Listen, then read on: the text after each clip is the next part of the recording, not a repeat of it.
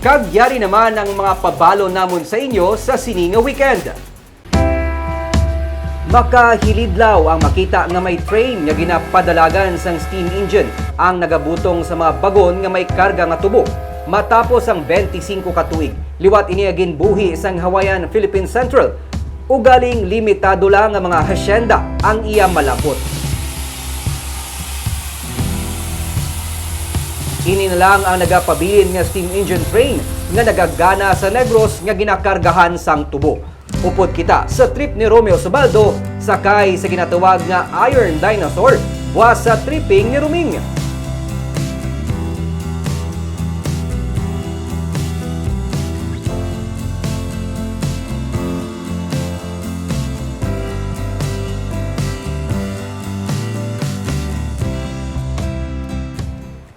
Kag sa Sunday naman sa Baganihan, isa ka 25 anyos nga amay nga nagpasimpalad panakod sang signage ang nakuryente sa live wire samtang yara sa ibabaw sang atop sang building.